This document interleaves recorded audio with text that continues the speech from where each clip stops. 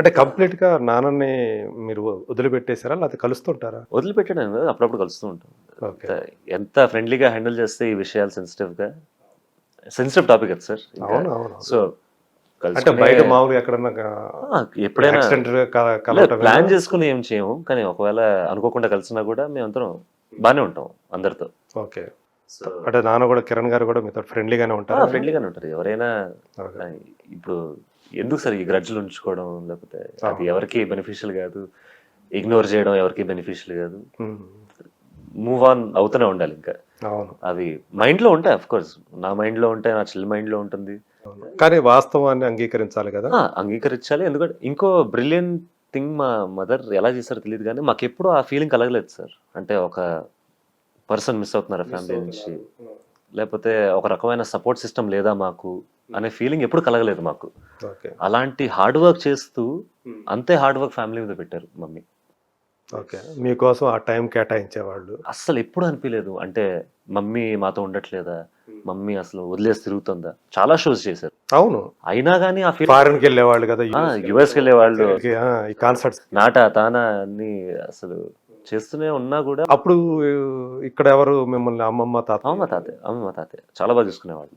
హ్మ్. ఇప్పుడు కూడా చూసుకుంటారు. ఓకే. అండ్ ఎప్పుడు ఆ ఫీలింగ్ కలగలేదు. సో దానికి I'm always grateful, I'm blessed to be a son. అదే. అండ్ అంతే సపోర్ట్ నేను ఇద్దాం అనుకుంటున్నా ఇప్పటి నుంచి. అవును. నా పని నేను చేస్తూ, నా క్రాఫ్ట్ పెంచుకుంటూ. సో, అమ్మని సంతోషపెట్టాలనే మీరు అమ్మ ఏదైతే.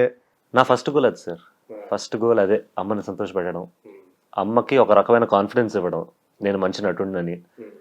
అండ్ అందరితో ఇంకోటి, అమ్మ ఇప్పటిదాకా ఇండస్ట్రీలో ఉన్న ఇంకో కారణం కూడా ఆవిడ మిగతా వాళ్ళతో ఎలా ఉంటారు అని. అవును. ఒక రకమైన రెస్పెక్ట్ ఎలా ఇస్తుందో అమ్మ అందరికీ, అంతే రెస్పెక్ట్ నాకు కూడా ఇద్దామని అందరికీ. అండ్ అందరితో బాగుండాలి, అందరితో సరదాగా అంటే ఉండాలి. తను ఏదైతే తీసుకుందో జీవితంలో రామకృష్ణ గారితోటి కలిసి జీవించాలని, దానికోసం కూడా చాలా స్ట్రగుల్ అయ్యారు కదా ఆళ్ళు.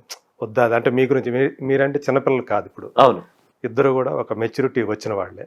సో, అర్థం చేసుకోగల ఇది ఉంది. సో, ఫస్ట్ మీ సైడ్ నుంచి గ్రీన్ సిగ్నల్ వచ్చిన తర్వాతే తను కూడా ఒప్పుకున్నారని చెప్పి. పాపం చాలా భయపడింది సార్ అమ్మ.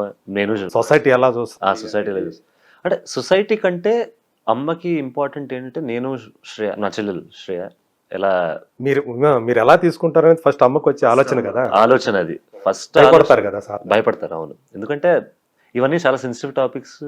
అండ్ కరెక్ట్ కదా. పిల్లలకి ఎక్కువ అంటే రాకూడని టాపిక్స్. అంటే ఎలా చెప్ప, ప్రతి ఫ్యామిలీలో అవ్వదు ఇది. అవదు. మనం ఒక సినిమా స్వాతి అనే సినిమా చూసినప్పుడు అవును, అమ్మకి కూతురు మళ్ళీ పెళ్లి చేయటం అనేది చూసినప్పుడు అది ఎంత రెవల్యూషన్ అది ఆ టైంలో. అండ్ ఎప్పుడు అనుకోము సార్ ఇది. కానీ దాన్ని యాక్సెప్ట్ చేశారు జనం. ఓ నిజమే కదా. సో అమ్మ కోసం. Because they deserve that. అవును. ఆ రకమైన హ్యాపీనెస్ దే డిజర్వ్, అవును. ఆ రకమైన సపోర్ట్ సిస్టమ్ కావాలి అది. కదా జస్ట్ ఒక స్త్రీకి. ఫైనాన్షియల్ అని కాదు సార్. మనతో ఒక పార్ట్నర్ ఉన్నాడు, సంతోషంలో ఉన్నప్పుడు ఒక పార్ట్నర్ ఉండాలి, బాధలో తోడు. ఉన్నప్పుడు ఒక తోడు. At the end of the day ఒక తోడు.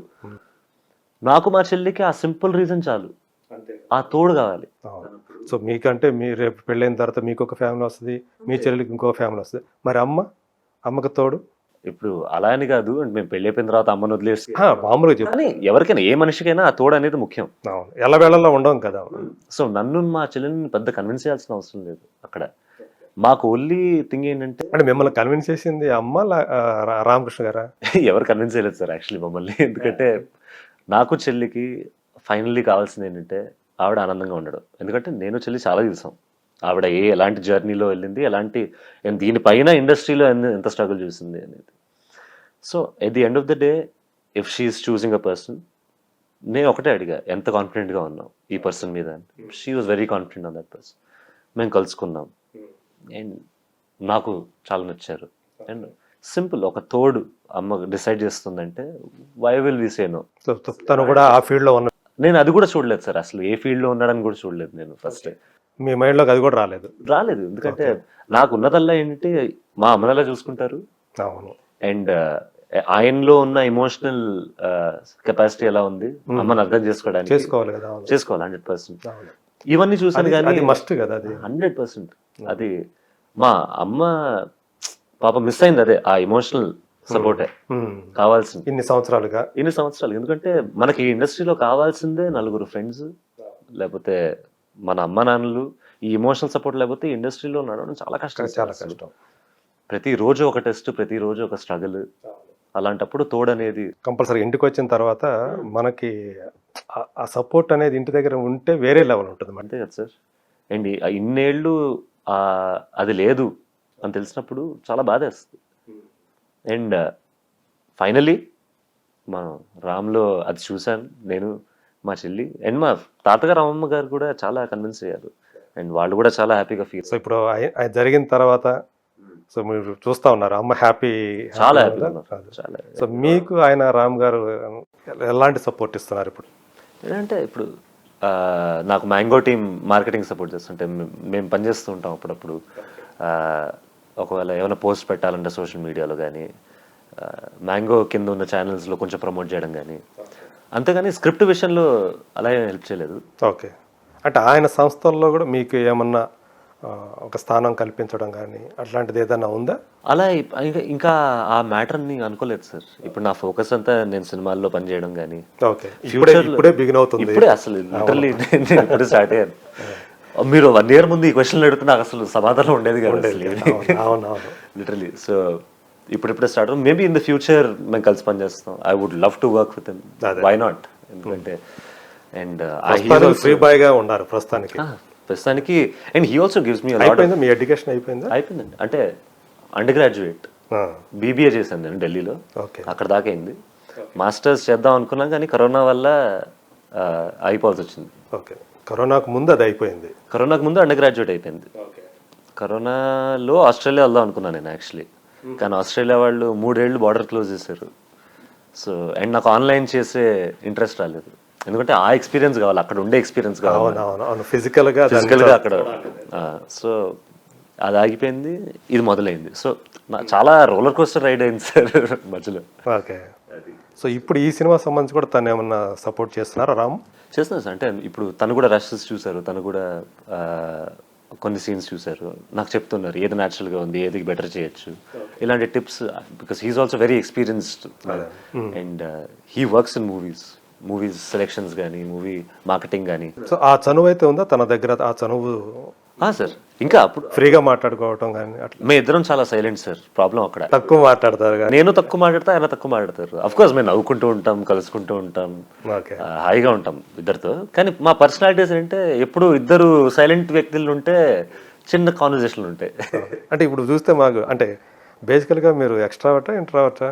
నేను ముందు చాలా ఇంట్రోవర్టెడ్ అండి. ఓకే. ఇప్పుడు నన్ను నేను చాలా మార్చుకున్నాను కాలేజ్లో. ఎప్పుడైతే నేను డాన్స్ చేయడం మొదలెట్టాను, ఎప్పుడైతే నేను జనాల ముందు ఇంకా ఉండడం మొదలెట్టాను, అప్పుడు కొంచెం ఓపెన్ అప్ అవుతూ పెరిగా. As 10th grade 11th grade దాకా అయితే అసలు నేను అంతేనా? అదొక రకమైన భయం కాదు, అదేంటో నేను అలా ఉండేవాడిని. బై నేచర్ అలా ఉండేవాడిని. ఇప్పుడు కూడా నేను పెద్ద ఎక్స్ట్రోవర్ట్ అన్ను.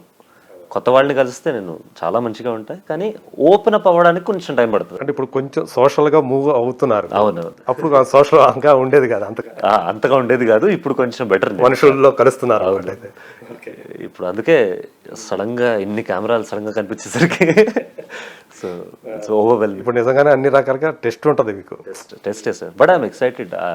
ప్రెషర్గా తీసుకోవడం కంటే అదొక ఆపర్చునిటీగా తీసుకుంటే మనం చాలా హ్యాపీగా ఉండొచ్చు ఇక్కడ. Good, nice. అదే ఇప్పుడు అంటూ ఉంటాయి ఇవన్నీ, తగిలినప్పుడు చూసుకుందాం అంటే. ఎదురైనప్పుడు అలాంటి సిచ్యువేషన్ ఎదురైనప్పుడు అది కరెక్ట్గా మనకు తెలియాలి, ఎలా బిహేవ్ చేయాలి, ఎలా స్పాంటేనియస్గా ఎలా రెస్పాండ్ అవ్వాలి అనేది చాలా ఇంపార్టెంట్ కదా. ఓకే. సో ఇది సర్కార్ నౌకరీ అనే సినిమా ఆకాష్కి సంబంధించి ఒక యాక్టర్గా మంచి పేరు తెస్తుందనే నమ్మకం ఉందా?